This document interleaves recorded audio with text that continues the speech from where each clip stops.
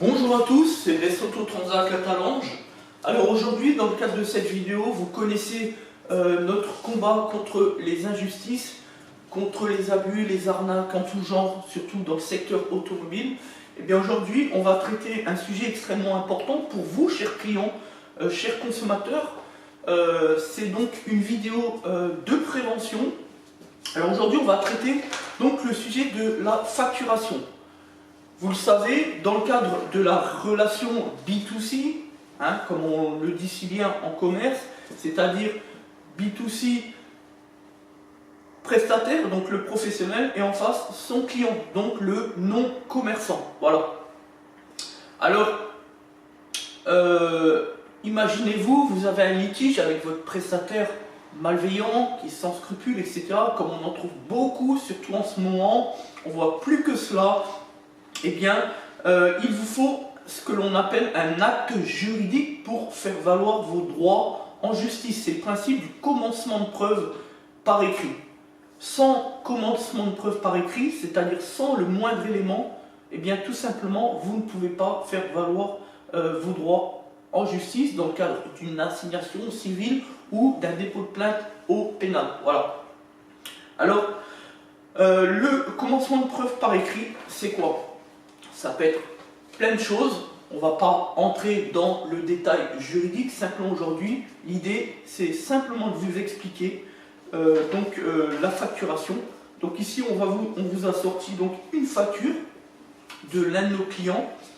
Nous, évidemment, comme nous sommes des pros du droit, donc notre facture est parfaitement légale puisque elle s'enjoint de toutes les mentions obligatoires. Il faut savoir que si votre facture ne répond pas aux formes légales, aux conditions de forme légale, eh bien c'est comme si vous n'aviez pas de facture, et donc c'est comme si vous n'aviez pas le moindre élément à faire valoir en justice. Et par conséquent, eh bien tout simplement, j'ai envie de dire que votre action sera vouée à l'échec. Il faut être clair, il faut le dire. C'est pour cela que c'est très important que au moment de l'échange commercial final, c'est-à-dire le moment où vous rémunérez le prestataire, il faut savoir que c'est à ce moment-là qu'il a l'obligation de vous rédiger et de vous donc donner votre facture. C'est pas après par SMS ou par mail, etc. Ça doit être des cas exceptionnels. Voilà, lorsqu'on a vraiment confiance en son prestataire, lorsqu'on le connaît depuis longtemps, mais sinon, c'est parfaitement illicite. Voilà. La facture doit être donnée au moment de l'échange. Voilà. D'ailleurs, c'est logique puisque imaginez-vous que ça se passe mal avec votre prestataire. Il peut très bien écrire ce qu'il veut, n'importe quoi sur votre facture, et puis vous l'envoyez par mail ou par SMS, etc. Voilà. Alors, d'autant plus que dans 70% des cas, je dirais même plus, c'est un chiffre clé, il existe souvent une absence du moindre élément qui est antérieur, comme l'ordre de réparation, comme le devis. Donc finalement, le seul élément contractuel qui prouve la relation née de l'échange commercial, c'est votre facture. C'est pour ça que c'est vraiment très important de bien vérifier ce que le prestataire va notifier dessus. Voilà. Donc, c'est parti. Alors, premier point sur la facture. Il faut qu'il existe le numéro de facture. Voilà, un numéro continu, sans rupture, etc. La date de la prestation, la date de la facturation et la date de l'intervention du garagiste. Ça, c'est extrêmement important également et surtout, c'est obligatoire. Voilà. Au titre des mentions obligatoires concernant le prestataire, eh bien, vous devez avoir la forme juridique, c'est important, c'est surtout obligatoire. Le nom d'enseigne de l'entreprise, comme nous, Lesotho Transac.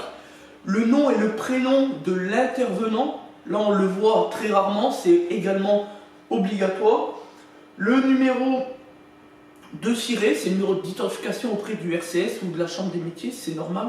Donc là encore, c'est obligatoire. Et surtout, l'adresse du RCS, c'est-à-dire le RCS, l'immatriculation où est affilié le prestataire. Par exemple, comme nous, le RCS de l'Est avec le numéro d'identification à côté.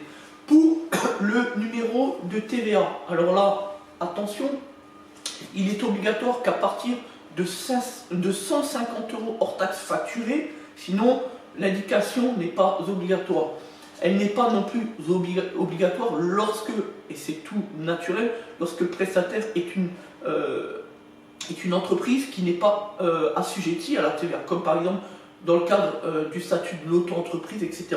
Mais dans ce cas-là, vous pouvez le savoir facilement, il faut absolument que le prestataire, en dessous le prix définitif,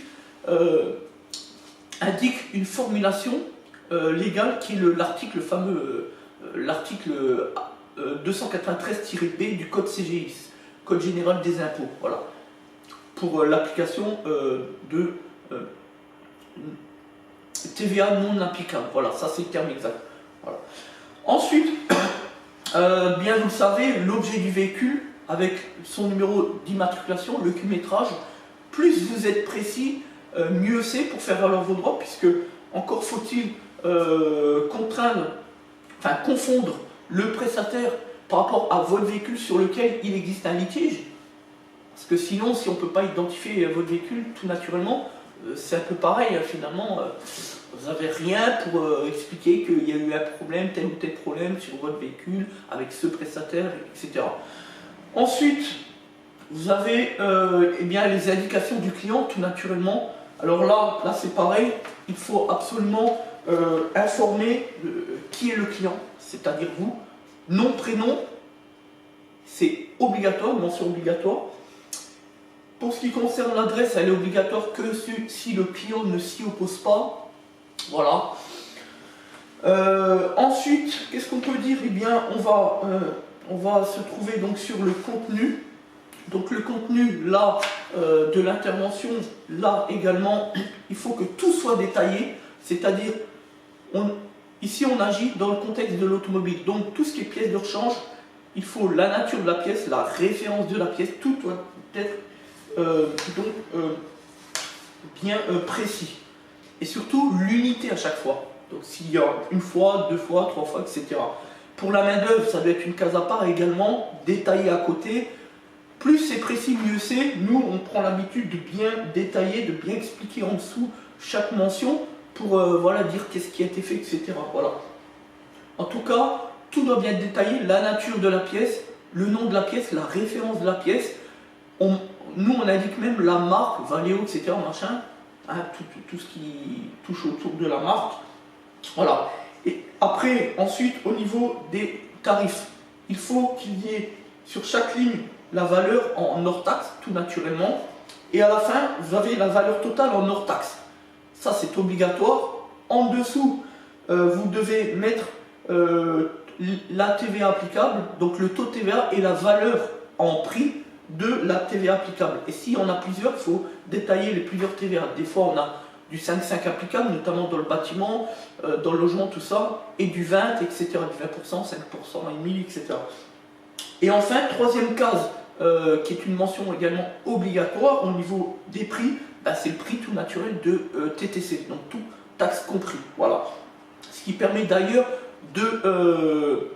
pour la comptabilité d'éviter tout ce qui est fraude fiscale et de rapporter la preuve finalement qu'on est un minimum sérieux et que c'est un document qui va réellement partir en comptabilité pour se faire rembourser la TVA, etc. par le système fiscal actuel, voilà, etc.